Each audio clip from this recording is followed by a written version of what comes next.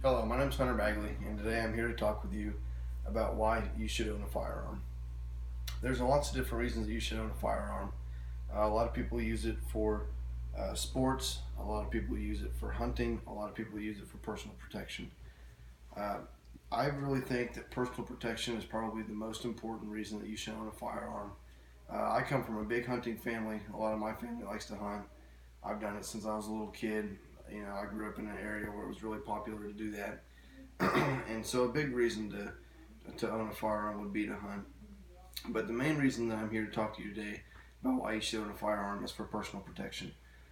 Uh, 48% of people on realpeople.org took a poll, and they said that the reason that they owned a firearm was for personal protection. A lot of them, they didn't hunt, they didn't sport shoot.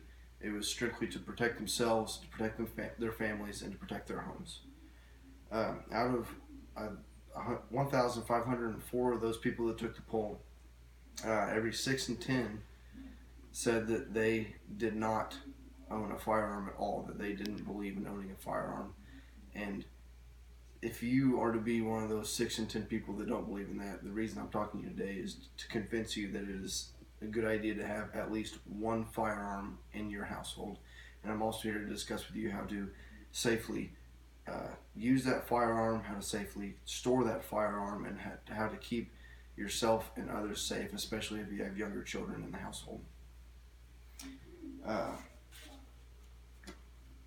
so back to the personal protection, there's every 13 seconds in the United States there is a burglary. Whether it's in the daytime or the nighttime, it's more popular or for criminals to rob you from 6 a.m. in the morning to 6 p.m. in the evening, because most of the times that's when kids are at school, parents are at work, nobody's around, they can get in and they can get out. However, 30% of the time when a home is robbed, or people are robbed, the owners of the home are in their house. That's that's about every 1 in 3 people are robbed while they're at home. So every 1 in 3 people has a chance to protect themselves, to protect their families, and to protect their property if they have a firearm. Now, a firearm isn't always necessary. If someone comes into your home and they see that people are there after they get inside or while they're trying to get inside, most of the time they're probably not going to continue with the robbery. But if they do try and continue with the robbery, you do have a firearm in your home to protect yourselves. And I know that a lot of people want to say, I couldn't shoot a person, or I couldn't, I don't think that firearms are good to have.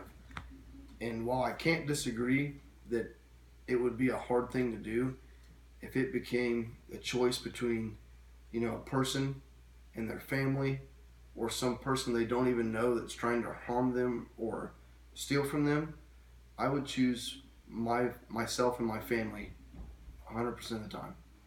So it's important that you're able to defend yourself, who you love, and what you love. As far as gun safety goes, there's a lot of different things that you need to know. Um, First of all, is how to properly handle a firearm. So whether you have a rifle or a handgun or anything, today I'm going to be showing you how to properly store and use and be aware of the safety features of a 17 HMR rifle. This is a bolt action rifle. Whenever it's not in use, you should always have the bolt open, which I actually wasn't doing. The safety will generally either be on the side or at the butt of the gun right next to the bolt, or if it's a semi-automatic repeating rifle, it should be still either in the same right next to the trigger. It should always be on safety whenever you're not using it, and you should never have a magazine inside. And then your ammunition should always be stored separately from your rifle and locked in a separate location. That's to ensure that if there's any younger children in the house or any people visiting your home, that they are not able to go in and get your firearm and your ammunition at the same time and be able to use it against you, or if it's a kid that be accidentally hurt themselves or others. As far as proper storage goes, when you're storing a firearm, you should always have some sort of safe. A lot of people think that they can just, if you have a pistol, you can just take it and you can put it in a holster and shove it up in a cabinet. That's not a good thing to do. It's not a safe thing to do, especially if there's kids in the house. You should always have some sort of locked gun safe or gun cabinet. And you should always have at least two people that know where the keys are, yourself and one other person. And they should really be over the age of 18 in order to know that, just generally for safety purposes.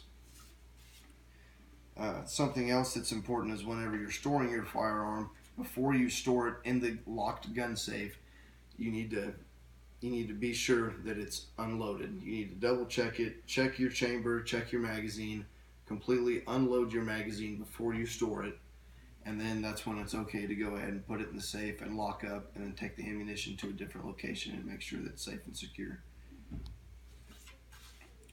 As far as handling and use of a firearm, I know that there's a lot of different places that you can go. There's a lot of different places that can train you, or if you have family members that have been around firearms for a long time, they can go out to ranges and shoot with you, or if you have property, you can go out to property and you can shoot with them and learn how to do everything safely and correctly, and that way you can train yourself on how to properly use your firearm that you own. And it's not just, you don't just go out and shoot a gun and, no, I've shot a gun once, now I know how to use, every single type of gun.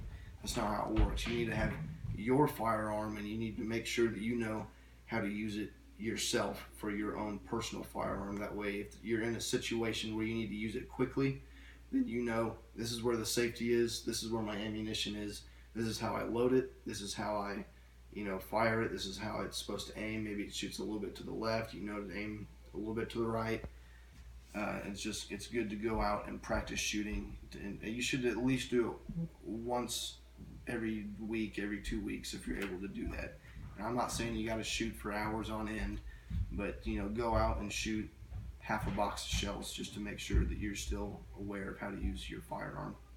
And that's these last couple of things have been according to Project Protect Children, and it's to keep households safe and to keep children away from firearms so that they can prevent children from getting into accidents, accidentally shooting themselves or others, or hurting the property. I hope that you guys have enjoyed this speech, and I hope that you can learn how to use a firearm safely and that you're able to protect yourselves and your families from here on out. Thank you.